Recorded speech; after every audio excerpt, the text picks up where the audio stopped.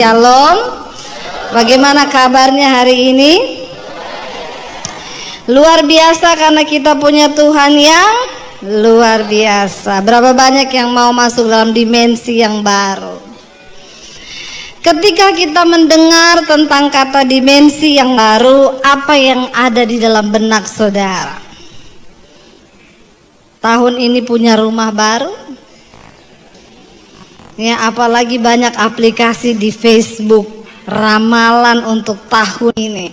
Banyak orang Kristen yang ngeklik, ya maka tahun ini engkau akan punya rumah baru, rumah impianmu seperti ini. Jangan terlalu banyak hidup dalam halusinasi. Ya, ketika mendengar tentang dimensi yang baru, itu artinya kita akan bersiap masuk dalam dimensinya Tuhan. Dan saudara, dimensinya Tuhan itu ketika kita mau masuk enak atau tidak? Halo? Masuk dalam dimensinya Tuhan enak atau tidak? Ya? Tidak? Tidak enak, berarti nggak mau masuk? Mau. Ya, tidak enak buat daging, tapi membawa kita kepada kebahagiaan dan damai sejahtera. Biar kita mau bilang, Tuhan, di waktu-waktu yang sisa ini biar kami mematikan daging kami, biar kami mau siksa daging kami untuk mencapai dimensinya Tuhan. Amin. Langsung saja kita buka yuk. 1 Korintus pasal yang kedua. Memasuki dimensinya Tuhan, menikmati berkat Tuhan, kita harus selaras dengan apa yang Tuhan mau dalam hidup kita. 1 Korintus pasal yang kedua ayat yang ke-6 mulai. Di sana dikatakan hikmat yang benar. Karena banyak orang Kristen katanya ikut Tuhan tapi hikmatnya tidak benar. Tidak hidup menurut jalannya Tuhan, tapi hanya bikin jalan sendiri. Amin apa amin? Lalu kalau sudah jadi masalah persoalan baru datang sama pendeta. Saya sudah salah jalan, Bu. Ya. Ada orang yang datang sama saya, Bu Debbie, saya mau bunuh diri. Kenapa? Saya ditipu, Bu, 25 miliar. Saya bilang, itu uang semua atau campur daun? Uang semua, Bu, 25 M. Makanya saya pengen mati, bunuh diri, tapi nggak tahu kenapa tiap mau bunuh diri bukannya ibu. Dalam hati saya pret. Saya bilang, ibu harusnya ingat saya waktu punya uang 25 M. Bukan saya mau minta itu uang, bukan. Ya, kalau saudara mau ambil keputusan apapun, tanya jalan Tuhan itu yang terbaik itu gimana. Kalau saudara tidak mengerti, tanya sama hamba Tuhan. Datang gini ya Bu Debbie, ini kan saya punya uang 25 M. Terus ini saya mau ikut saham, Bu. Maka saya akan tanya, ibu mau ikut saham untuk apa dulu? Pengen cepat kaya. Sudah baca ayatnya? Emang ada ya, Bu? Ada. Belum tahu? Saya bacakan.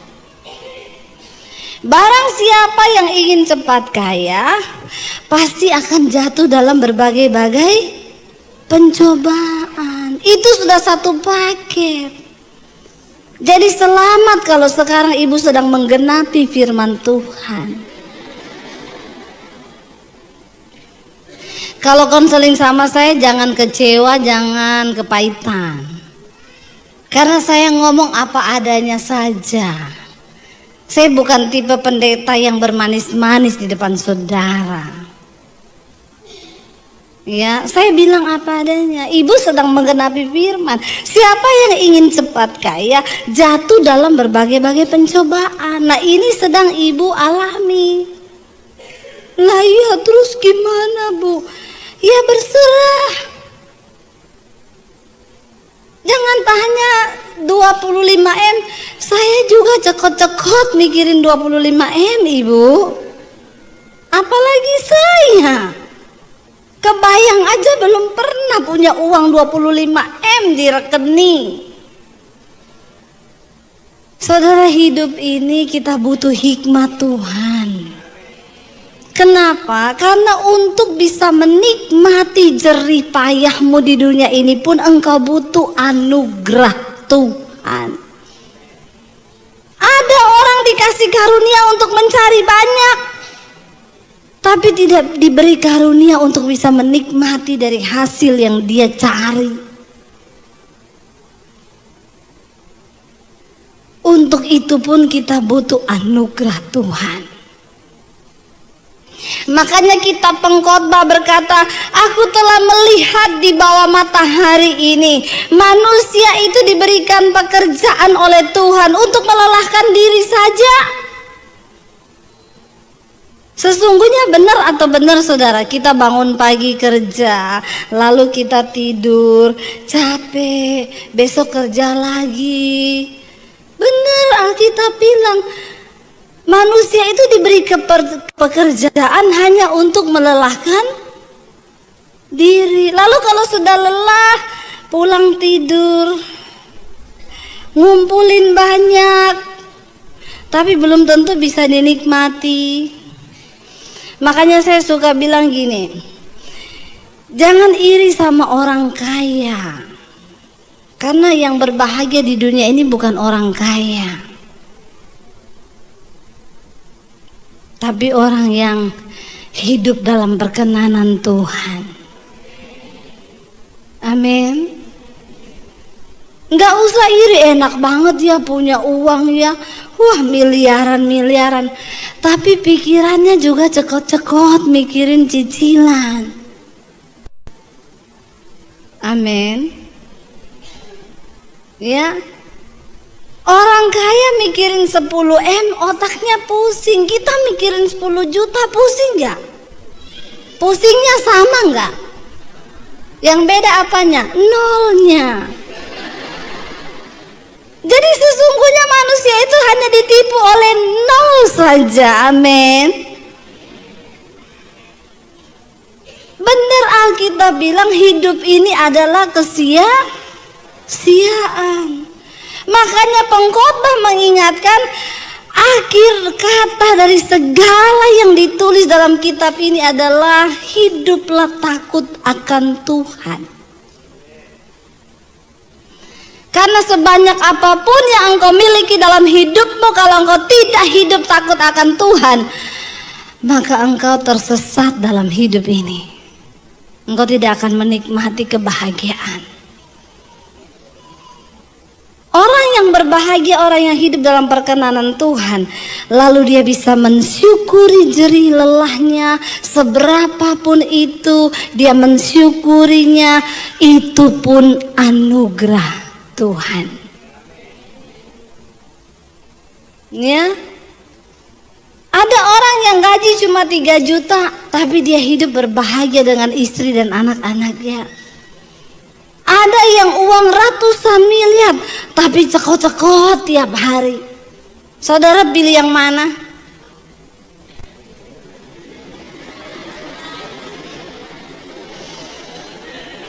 Pilih yang ratusan miliar tapi tidak cekot-cekot, Bu. Itu bukan pilihan. Itulah manusia. Apa sih artinya hidup ini? Saya satu kali naik taksi. Saya tanya sopir taksinya, Pak, udah berapa tahun jadi sopir taksi? Belum lama, Bu, baru 25 tahun. Pak, emang cukup jadi sopir taksi gajinya? Ya, Bu, cukup tidak cukup itu kan tergantung kita. Saya punya anak sekarang sudah kuliah. Saya punya istri satu. Istri itu satu aja. Nggak usah banyak-banyak bapak-bapak, amin. Apalagi ada simpenan-simpenan. Itu yang bikin cepet mati. Dengar ya bapak-bapak yang ada di sini ya. Kemarin tuh ada berita bupati yang mati di hotel lagi main sama pegawai biliar. Mati dalam keadaan begitu, saudara, coba. Itu udah nggak dapat anugerah. Alkitab berkata cari Tuhan selama ia berkenan ditemui. Karena ada saatnya Tuhan sudah tidak berkenan. Makanya jangan terus hidup dalam dosa ya. Engkau nggak pernah tahu sampai umur berapa engkau dikasih waktu. Engkau tidak pernah tahu kapan engkau mati, dengan cara apa. Ya, mati lagi di gereja, puji Tuhan, haleluya 12 kali. Tapi kayaknya jarang orang mati di gereja. Yang banyak mati lagi di hotel, terutama bapak-bapak.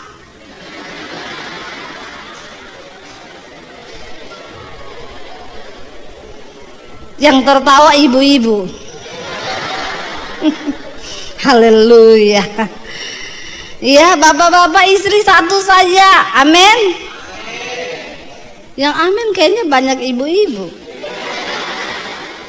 Ya, yang amin tolong bapak-bapak yang kencang. Istri satu aja, amin. Nggak usah ada simpenan, amin. Kok mulai meredup? Ya, saudara, hidup ini ndak usah dibikin ribet.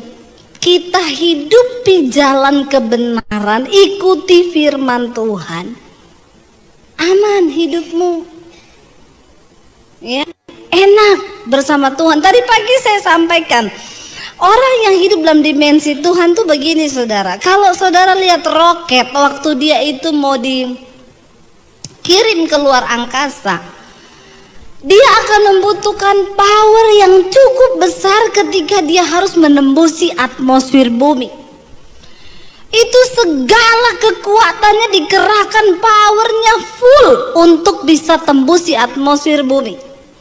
Tapi ketika dia sudah berhasil melewati atmosfer, dia nggak butuh power lagi. Dia tinggal melayang, mengorbit, melakukan setiap tugas. Hidup ini begitu. Waktu engkau mau capai dimensinya Tuhan, ada harga yang mahal harus dibayar. Kita harus mengalahkan kedagingan kita. Melakukan firman Tuhan itu berat, tapi ketika engkau mau, lalu engkau mencapai dimensinya Tuhan, enak, ringan hidup ini. Orang fitnah saudara, saudara cuma tersenyum. Terima kasih Tuhan. Ada yang SMS saya, Bu, saya difitnah, Bu. Terus, ya itu, masalahnya apa? Ya nggak enak difitnah, sakit, Bu. Oh, sakit. Ya iya, Bu. Emang Ibu udah rasa difitnah? Sering. Terus apa yang harus saya lakukan? Puji Tuhan, Bapak sedang beribadah. Karena Alkitab berkata, orang yang mau hidup beribadah akan menderita banyak aniaya. Siapa yang sudah dianiaya di sini? Yang belum dianiaya? Saya berdoa supaya saudara dianiaya. Karena itu tanda bahwa engkau sudah beribadah. Amin. Bu, mertua saya itu sama ipar menekan saya, Bu. Lalu reaksi ibu apa? Saya tetap berdoa buat mereka. Bagus, puji Tuhan. Tapi ibu saya sudah tidak kuat. Ibu lagi beribadah. Sampai kapan Bu Debi? Sampai ibu lulus. Lulusnya itu kapan? Waktu engkau disakiti mertuamu lalu engkau berkata, terima kasih Tuhan buat mertuaku yang manis ini. Itu engkau sudah lulus. Amin. Tapi jangan kau tanam tanaman lidah mertua depan rumahmu. Yang kayak pedang-pedang itu lidah mertua, saudara. Lo enak waktu engkau mau menembusi atmosfer itu berat.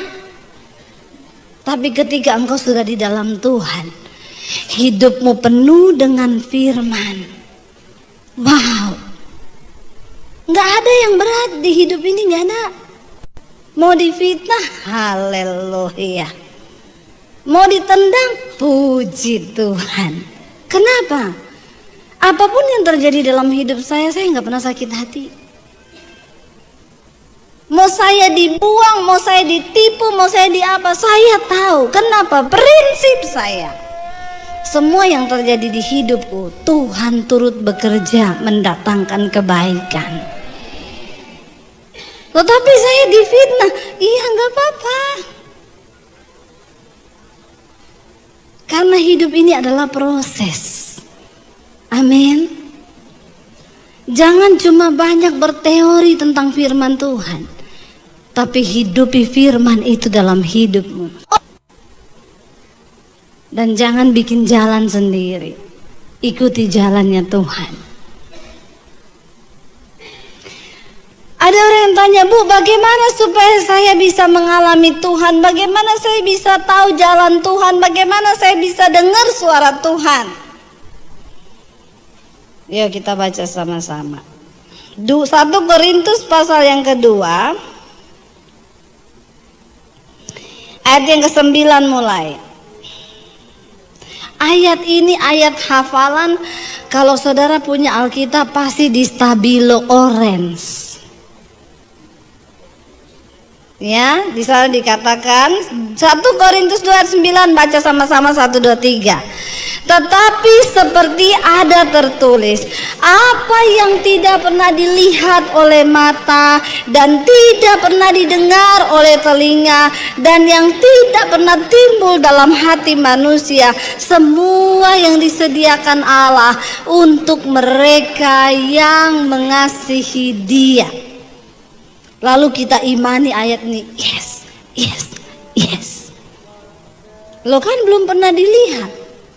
Bisa jadi itu penderitaan. Amin. Kan belum pernah didengar. Bisa jadi itu caci maki. Karena itu Alkitab berkata, berbahagialah engkau apabila engkau jatuh dalam berbagai-bagai pencobaan, karena engkau tahu bahwa ujian terhadap imanmu itu menimbulkan ketekunan. Bahkan untuk menderita pun kita harus bersyukur, karena itu bentuk dari proses Tuhan. Tapi banyak orang Kristen gagal fokus. Kenapa? Karena engkau menilai berkat Tuhan itu hanya yang enak buat dagingmu.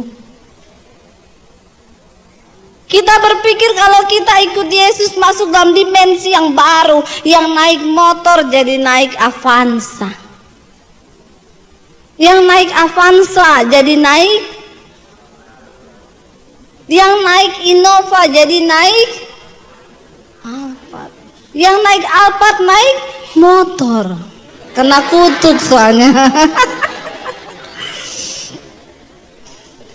Ya, hello saudara, mari kita punya hikmat Tuhan dalam hidup ini.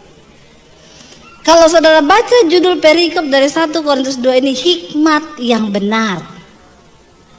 Jangan punya hikmat yang salah.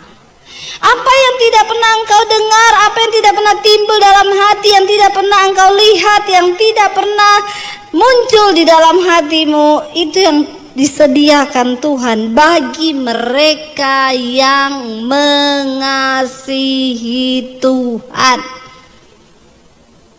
Ada banyak orang Kristen, gereja penuh kalau hari Minggu, tapi yang mengasihi Tuhan bisa dihitung dengan jari. Bagaimana hidupmu setelah engkau keluar dari pintu gereja ini? Itulah imanmu. Kalau lagi di gereja semua sekarang lagi kudus, nggak ada yang merokok, nggak ada yang lagi berantem. Berantem pun kalau di gereja diem-dieman, nanti sampai rumah. Makanya kalau di gereja itu hebat saudara, kalau nyanyi senada dengan sorga, sampai di rumah senada dengan neraka. Banyak orang Kristen yang begini. Hidup keagamaanmu, kekristenanmu, rohanimu, nilainya tidak ditentukan waktu engkau ada di gereja. Maaf, Tuhan gak pernah lihat engkau pengerja kah? Pakai jas kah kita hari Minggu?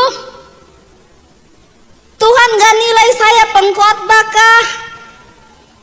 Tuhan gak nilai saudara itu jemaat yang rajin, bahkan gereja belum dibuka sudah antri depan pintu.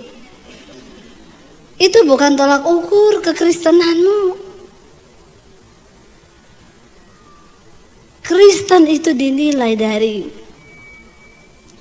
berapa banyak firman Tuhan yang sudah engkau berusaha lakukan, sekalipun itu berat bagi dagingmu.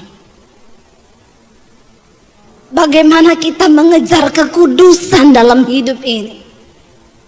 Bagaimana kita mau berkata, Tuhan, aku mau bertobat dari segala hal yang tidak berkenan, bawa aku masuk dalam perkenanan-Mu. Itu Kristen.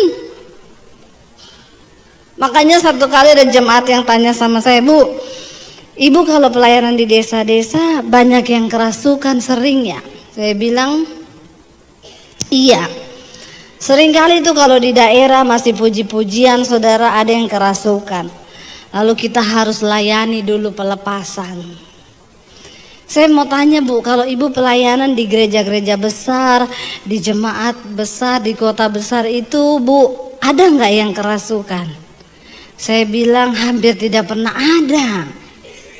Nah itu dia Bu, saya mau tanya, kenapa Bu? Saya bilang, wah ini jadi pertanyaan juga buat saya. Lalu Roh Kudus kasih saya hikmat. Kenapa di gereja-gereja besar tidak ada yang kerasukan dan jarang? Karena di gereja besar, di kota besar, setan sudah tidak bekerja. Dia cuma kontrol.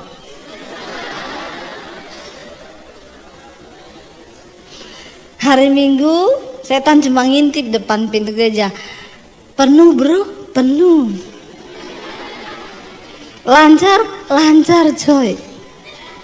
Lanjutkan,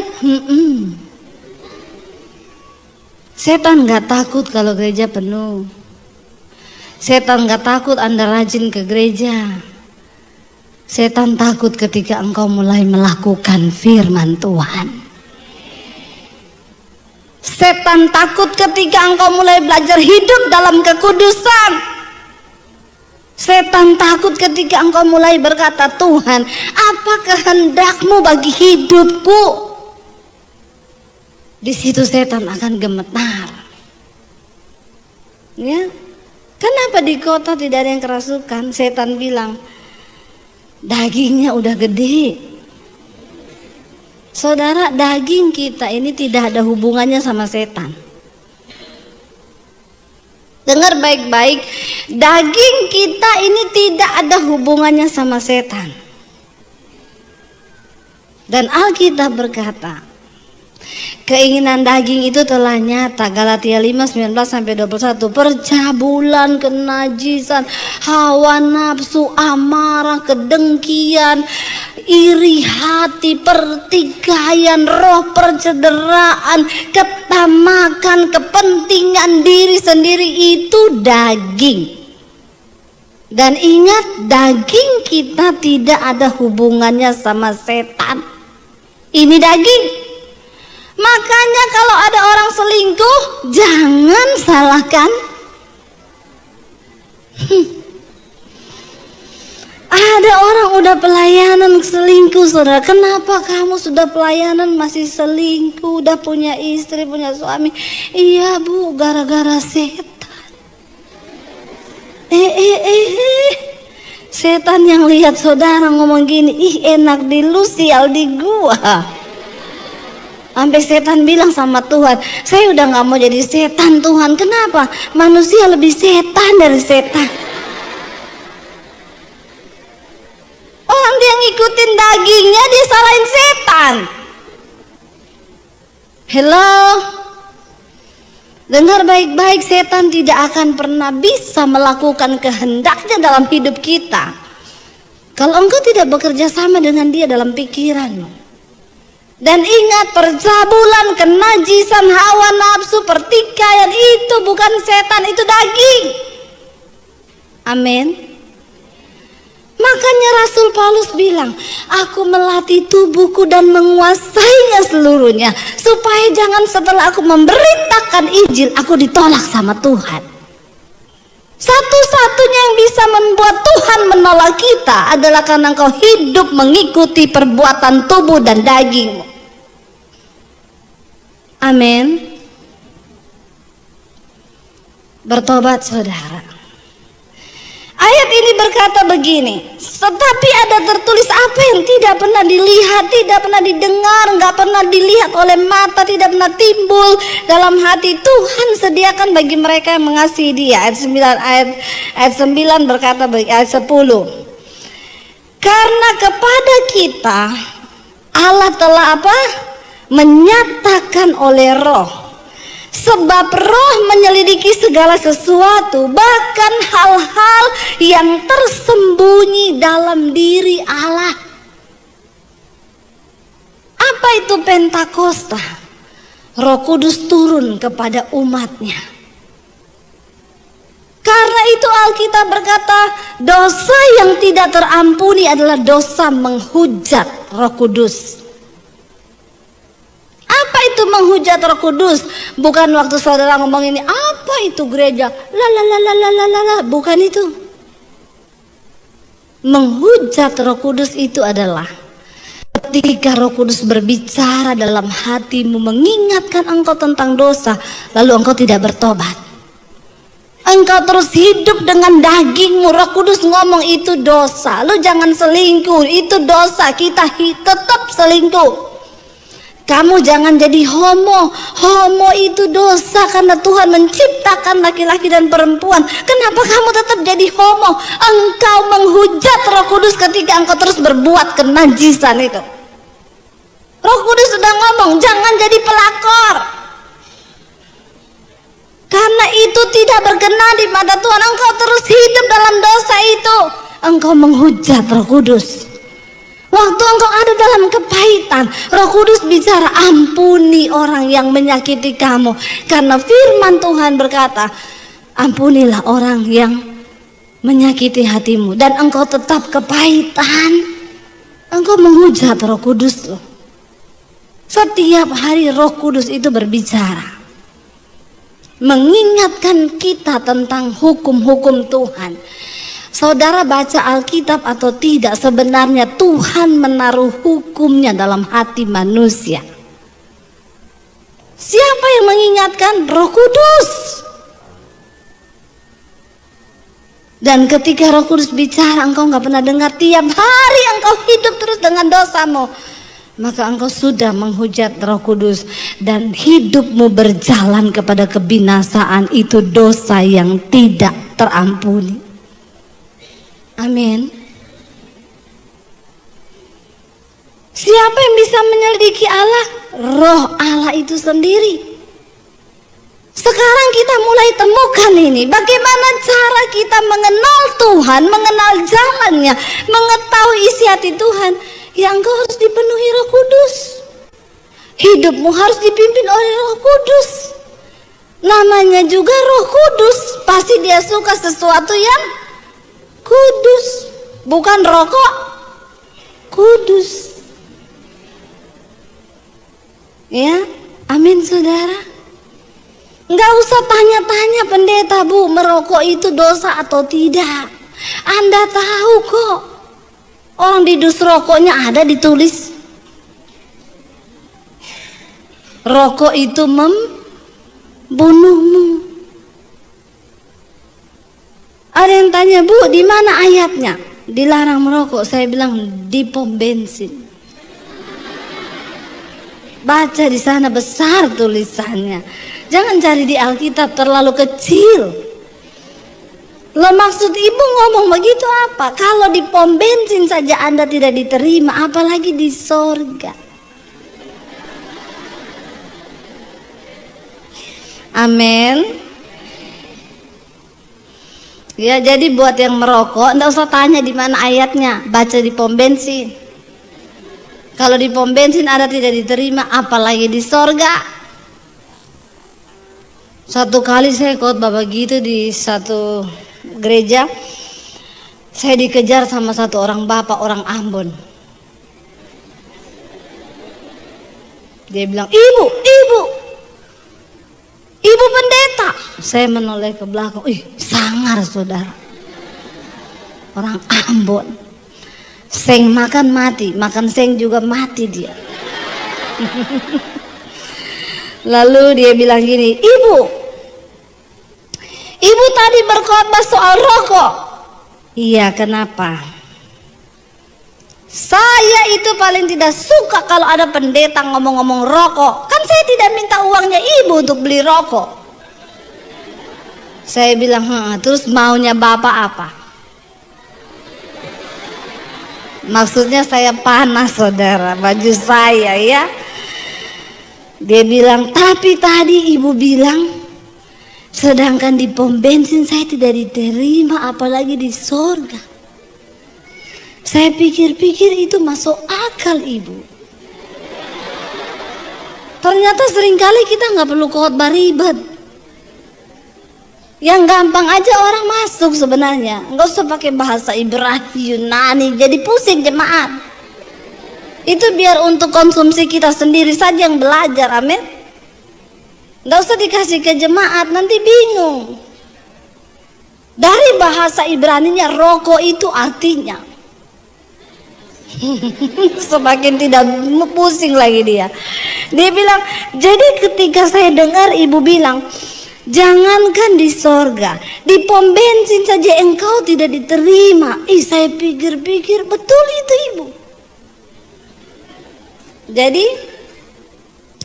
Jadi hari ini juga saya sudah memutuskan tadi ibu, saya mau berhenti merokok. Lalu dia tanya, ibu punya tips ibu supaya saya bisa berhenti secara instan begitu? Atau ibu bisa tumpang tangan kepada saya? Saya bilang, saya tumpang kaki juga tidak bisa. Jadi bagaimana ibu? Jadi begini saja, bapak itu kan namanya iman itu berlatih pak, ya. Nggak ada yang instan.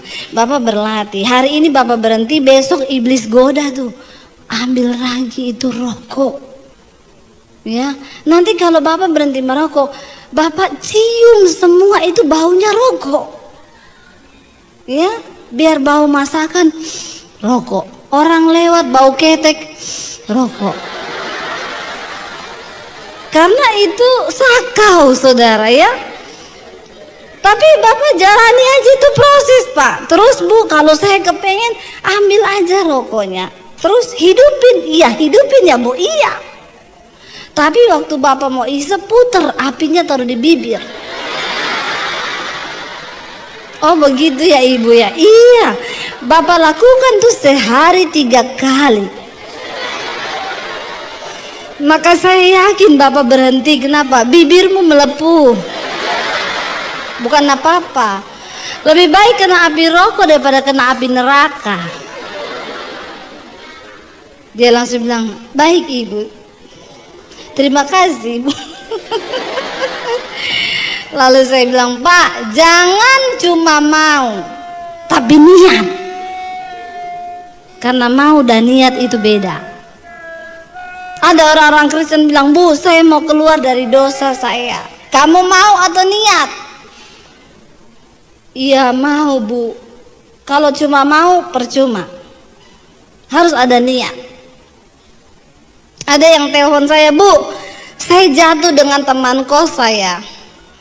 Akhirnya kami jadi pasangan lesbi. Saya dengar khotbahnya Ibu, saya mau keluar dari dosa. Kamu mau atau niat? Mau Bu. Kalau mau hari ini beresin pakaianmu, pindah tempat kos. Jangan kasih tahu dia di mana kamu pindah. Kayak gitu Bu. Iya. Niat kan? Kalau nggak niat, tetap aja tinggal di situ. Dan hari ini engkau berdosa dan engkau bilang, Tuhan, ampuni aku. Setelah engkau minta ampun, datang lagi, halo gimana? Berlakukan dosa lagi, Tuhan, ampuni aku. Engkau menghujat Roh Kudus. Amin. Ada yang konseling, Bu, saya jatuh selingkuh, Bu. Apa yang harus saya lakukan? Mau bertobat? Iya. Niat? Iya. Blokir nomor HP-nya dia. Sudah Bu. Terus dia telepon pakai nomor lain. Ganti HP-mu nomornya. Sampai seperti itu? Iya.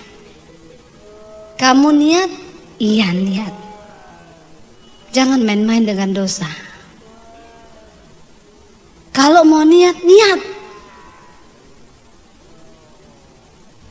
Amin. Nggak ada alasan supaya putus hubungan sama setan. Jangan nikmati dosamu, ya. Engkau tidak akan pernah masuk dalam dimensinya Tuhan. Lalu ayat ini berkata begini, saudara.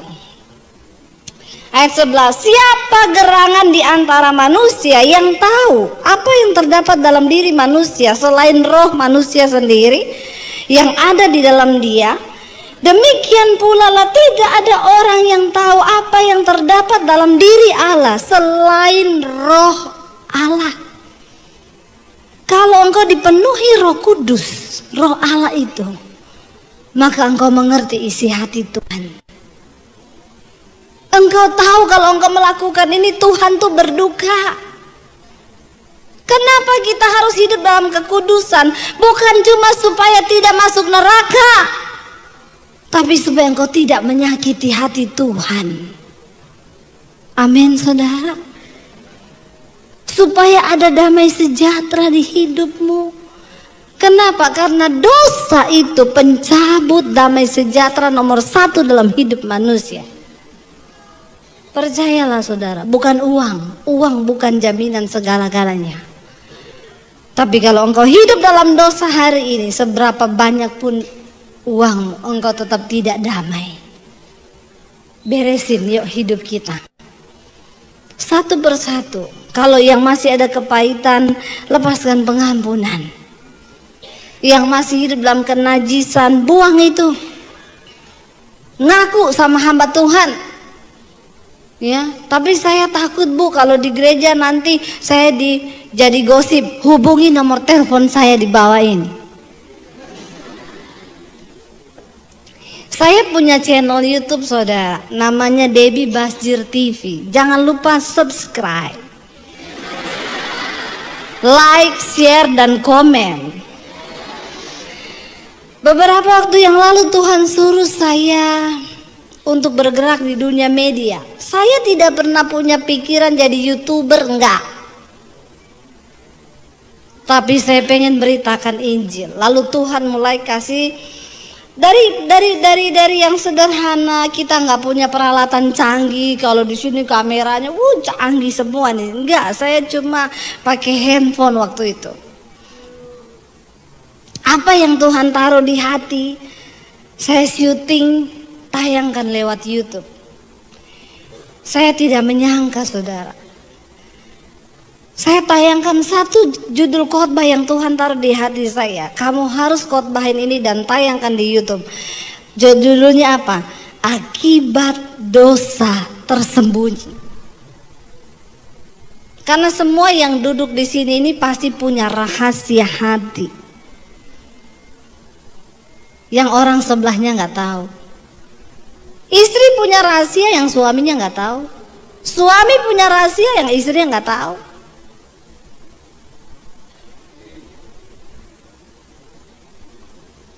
Tidak usah angkat tangan. Di dalam hati saja. Lalu saya tayangkan khotbah itu, yang nonton hampir 100.000. Tiba-tiba, Bu, minta nomor HP dong. Saya kasih nomor saya 081567037795. Satu lagi, Bu, minta nomor HP, saya kasih. Kalau yang nonton 100.000, yang konseling seperapat saja. Sudah berapa itu saudara? Lalu HP saya tiba-tiba error. Bunyi-bunyi sendiri, ting ting ting ting ting ting ting ting ting ting ting ting ting ting. Saking yang konseling itu banyak. Tapi saya bahagia. Saya mulai konselingin satu-satu. Bu, saya ada dosa tersembunyi, Bu, saya mau ngaku. Ada seorang homo yang mengaku sama saya. Saya homo, Bu. Saya mau ngaku, Bu. Saya gini. Saya bilang, puji Tuhan. Kalau kamu dengar khotbah saya lalu kamu tergerak untuk mengakui dosamu, itu artinya Roh Kudus bicara. Iya, Bu, sejak saya dengerin khotbah Ibu, saya nggak tahu, tiap malam sebelum tidur ada suara yang datang di telinga saya dan berkata, tinggalkan dosamu dan bertobatlah. Kalau dia tanya sama saya, itu suaranya siapa, Bu? Suara Tuhan, suara Roh Kudus. Masa itu suara Roh Kudus, Bu? Roh Kudus bicara sama saya? Iya. Karena tugas Roh Kudus yang pertama adalah menginsyafkan dosa. Jadi, Bu, apa yang harus saya lakukan?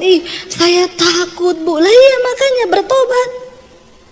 Lalu dia terbuka sama saya homo, gini. Berarti itu suara Tuhan ya, Bu? Iya.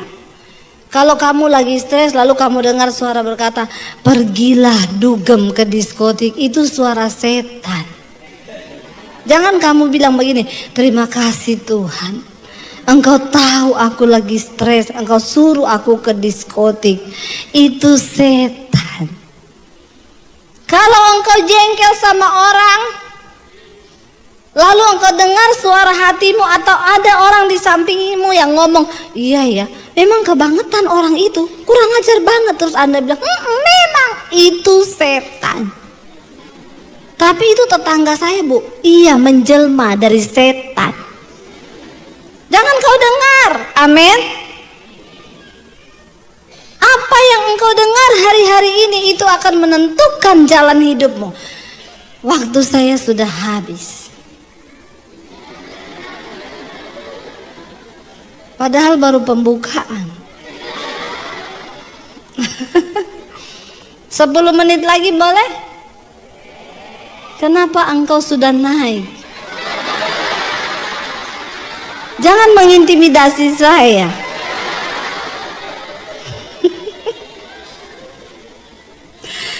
Ya saudara, jalani jalannya Tuhan, ikuti. Akhirnya dia bilang gini, Bu, apakah seorang homo bisa sembuh? Bisa.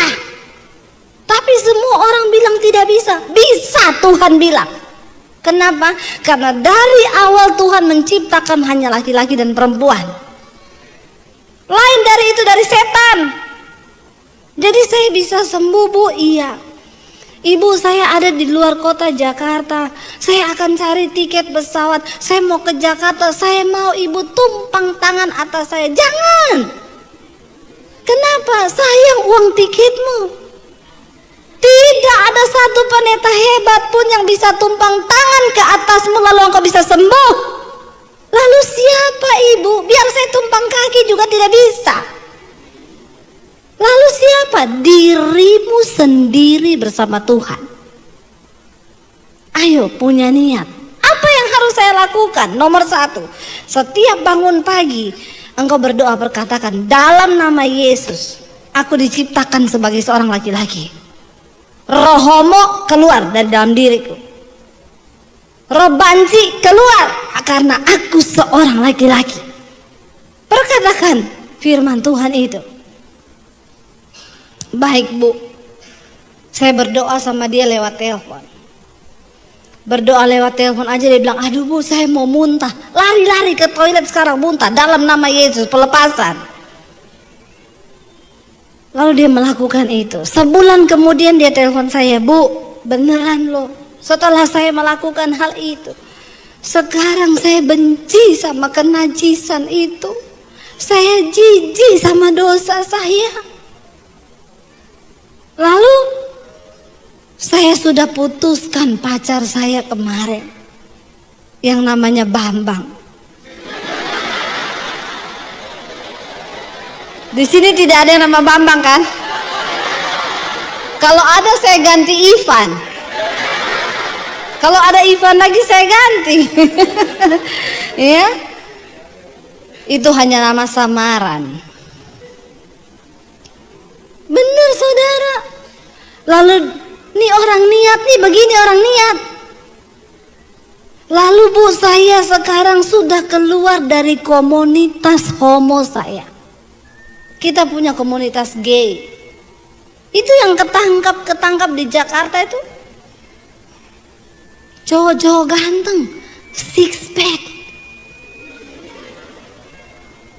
Makanya sekarang saudara, buat perempuan tidak usah berharap dapat cowok six pack.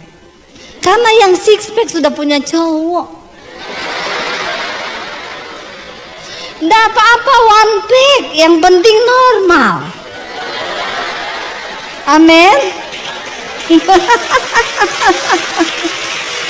Ya. Benar saudara. Ketangkep mereka semua sudah punya istri loh. Saya lihat di Instagramnya anaknya cakep-cakep, istrinya cantik.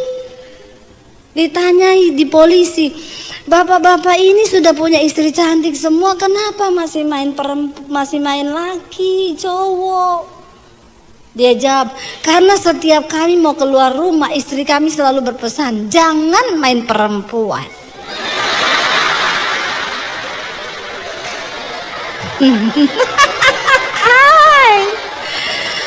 Astagfirullah. Subhanallah. Jadi tolong ibu-ibu sekarang kalau berpesan kepada suaminya ditambahin, Pak, jangan main perempuan ya, apalagi main laki-laki. Karena dunia sekarang ngeri. Setan itu merajalela dan daging kita ini yang bahaya. Amin. Sedikit lagi ayatnya ya. Ayat yang ke-12 berkata begini, kita tidak menerima roh dunia. Amin. Tetapi roh di sana dikatakan kita tidak menerima roh dunia, tetapi roh yang berasal dari Allah, ya. Supaya kita tahu apa yang dikaruniakan Allah kepada kita. Anda sudah jadi Kristen berapa puluh tahun, sayang sekali kalau Anda tidak tahu apa yang dikaruniakan Allah bagi hidupmu. Dan semua yang Tuhan firmankan itu ya dan amin saudara. Gak ada satupun yang bohong. Yes, engkau tinggal hanya masuk dalam dimensi Tuhan saja. Matikan dagingmu. Lalu ayat yang berikutnya di sana dikatakan 13, dan karena kami menafsirkan hal-hal rohani kepada mereka yang mempunyai roh, kami berkata-kata tentang karunia-karunia Allah dengan perkataan yang bukan diajarkan kepada kami oleh hikmat manusia, tetapi oleh roh. Ada orang yang mendengar khotbah saya di YouTube, dia bilang begini, kan saya kalau khotbah tuh seringkali saya bilang, Saudara, lalu Tuhan berkata kepada saya, lalu dia komen di YouTube saya gini, situ dukun. Enak banget bisa dengar suara Tuhan. Saya bilang, Pak, sayang banget ya Bapak orang Kristen, tapi gak percaya kalau Tuhan masih bisa berbicara. Jadilah sesuai imanmu. Kalau engkau tidak percaya, maka hal itu tidak akan terjadi. Tapi kalau engkau percaya, maka Tuhan bisa berbicara kepadamu. Lalu saya bilang sama dia, Pak, jangan mempelajari Tuhan, tapi alamilah Tuhan secara pribadi. Dia bilang, Ibu, saya ini orang pintar, Bu. Saya belajar sampai di Amerika, Australia. Saya ikut sekolah-sekolah seminari teologi. Saya belajar tentang Tuhan. Dan memang benar, saya nggak dapat apa-apa. Makin tinggi pengetahuan saya, makin sombong saya. Saya bilang, Pak, saya bukan orang pintar, karena memang saya jarang minum tolak angin. Karena orang pintar cuma minum ya, mau pintar. Ini yang Rasul Paulus maksudkan di sini, kami berkata-kata bukan dengan hikmat manusia. Kalau bicara teologi, saya tidak ada titel sampai STHHH, MTH, enggak. Tapi saya mengalami Tuhan. Dan apa yang saya ajarkan, saya terima dari Roh Allah. Itu tidak bisa dipahami secara manusia. Satu kali saya disuruh khotbah di depan dosen-dosen sekolah teologi dan rektor. Saya kaget, saudara. Diundang Natal, duduk satu meja bundaran. Waktu saya duduk, mereka semua menatap saya. Lalu ada satu orang bilang, Bu, kenalkan ini rektor sekolah teologi ya. Saya langsung duk. Shalom, Pak. Ini dosen bahasa Ibrani. Shalom, Pak. Ini dosen Yunani. Shalom. Ini, saya deg-degan, keringat dingin. Saya berdoa, Tuhan Yesus tolong. Karena khotbah di depan orang-orang seperti ini, dia akan lihat teologianya sampai di mana, penafsirannya salah. Saya berdoa, Tuhan, aku minta hikmat-Mu Bapa, Roh Kudus. Roh Kudus itu bicara dengan lembut. Kamu tidak usah berteori, ajarkan apa yang kamu alami bersamaku. Saya khotbah, saudara. Selesai khotbah, saya duduk. Rektornya diundang doa firman Tuhan setelah khotbah. Dia berdoa, Tuhan, terima kasih. Karena hari ini kami telah mendengar bukan manusia yang berkata-kata, tapi Tuhan sendiri. Saya nangis loh, saudara. Padahal tadinya saya sudah deg-degan dan gemeteran. Tapi ternyata waktu kita mengajarkan bukan hikmat manusia, Roh Kudus itu sumber hikmat, sumber pengetahuan, sumber segala-galanya. Dia yang menyelidiki apa yang ada dalam diri Allah. Dan kalau roh itu ada dalam diri kita, roh yang lebih besar dari segala roh yang ada dalam dunia ini, apa yang Anda gak bisa lakukan bersama dia? Engkau bisa keluar dari homoseksualmu, engkau bisa keluar dari ikatan lesbian, engkau bisa berhenti merokok. Perkatakan, roh yang ada dalamku lebih besar dari segala roh yang ada di dunia ini. Amin. Yang terakhir, benar-benar terakhir. Haleluya. Ayat 14, baca sama-sama dengan suara yang keras. Ini benar-benar terakhir.